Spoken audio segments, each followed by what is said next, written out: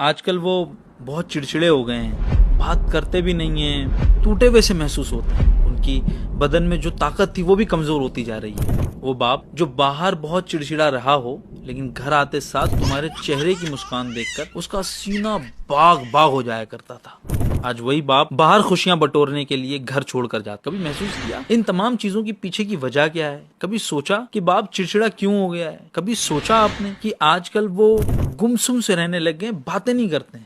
آپ کو پتا ہے انسان ایسا کب کرتا ہے؟ جب اسے احساس دلایا جاتا ہے کہ you are good for nothing. نہیں، میں نے تو ایسا نہیں کہا اپنے والد کو you are good for nothing, لیکن آپ نے ایسا احساس تو کرایا ہی ہے you are good for nothing. آپ کہیں گے نہیں میں نے کوئی احساس نہیں کرا ہے۔ چلے میں آپ کو یاد دلاتا ہوں۔ ابا تمہیں اس کا کیا تجربہ ہے؟ آج کے دور کے حساب سے میں فیصلے لے رہا ہوں نا، میں ہوں نا، اکیلے سنبھال لوں گا، تم کیوں بولتے ہو بیچ میں؟ ہم سنبھال لیں گے، ہمارے گھر کی لڑائی ہے، ذرا خاموش ہو جاؤ، کنارے بیٹھو، دوائیں ٹائم پر آ رہی ہیں نا۔ یہ وہ جملے ہیں جو ریپلیسمنٹ ہیں you are good for nothing. وہی باپ وہ واز یور ہیرو، وہی باپ جو گڈ فار ایوری تھنگ تھا، آج اس باپ کو ہم اپنے گھر کے معاملات میں شامل نہیں کرنا چاہتے ہیں۔ آج ان سے مشورہ کرنا بے عزتی سمجھتے ہیں۔ جناب ان کو اپنی گیدرنگ میں دیکھ لیں تو ایسا لگتا ہے یار اب تو میری ساری عزت ختم ہو جائے گی۔ عزتیں بنتی ہیں اپنے والدین کی عزت کرنے سے۔ خدا کی قسم دنیا کی تمام عزتیں ایک جانب اور اپنے والدین کی عزت کرنا ایک جانب۔ تعلیم نبوی بھی یہ ہے، اسلام بھی یہ ہے، اس کے ساتھ ساتھ سماجک فریضہ بھی یہ ہے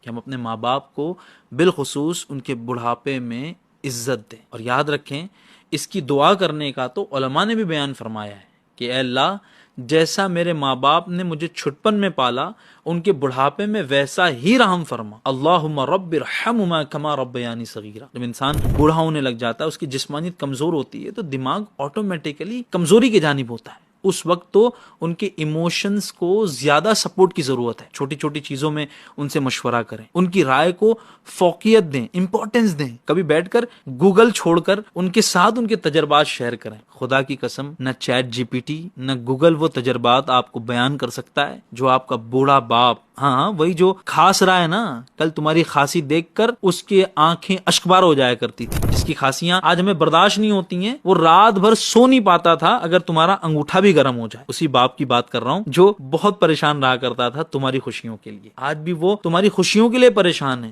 لیکن تم نے اسے اپنا دشمن بنا لیا ہے۔ جاؤ آج قریب بیٹھو، ہاتھ چومو اور کہو ابو میں وہی ہوں نا جس کے لیے رات بھر کروٹیں بدلا کرتے تھے، جس کی خوشیوں کے لیے اچھی اسکول میں پڑھائی ہو جائے، اچھا تعلیم حاصل کرنے کے بعد اچھی نوکری یا اچھا کاروبار کر لوں، اس کے لیے آپ جستجو کیا کرتے تھے۔ آج میں جس مقام پر بھی ہوں آپ کی بدولت ہوں۔ کبھی بیٹھ کر ان کے احسانات کو ان کے سامنے بیان کریں، پھر دیکھیں ان کے اندر ایک موٹیویشن، زندگی جینے کی ایک چاہ پیدا ہوگی۔ ان کا ساتھ دیں، انہیں آپ کی ضرورت ہے۔ اور یہ میں اس لیے نہیں کہہ رہا کہ آپ ان پر احسان کریں، بلکہ آپ اپنے آپ پر احسان کریں۔ رسول کائنات صلی اللہ علیہ وسلم منبر پر تشریف فرما تھے، پہلی سیڑھی پر قدم رکھا تو آمین، دوسری سیڑھی پر قدم رکھا تو آمین، تیسری سیڑھی پر قدم رکھا تو آمین۔ ان میں سے جو تینوں سیڑھیوں میں سے ایک دعا تھی جس پر آپ نے آمین کہی، اور دعا کرنے والے کوئی اور نہیں بلکہ جبریل امین تھے۔ وہ ایک دعا یہ بھی تھی کہ جو بڑھاپے میں اپنے ماں باپ کو پائے اور ان کی خدمت کر کے اپنی آخرت نہ سنوار لے، اپنی بخشش نہ کروا لے، اس کی ناک خاک آلود ہو جائے۔ جائیے گا اور ان کی مدد کیجیے گا تاکہ رب کل قیامت کے دن تمہاری مدد فرمائے اور تمہیں جنت میں داخلہ عطا فرمائے۔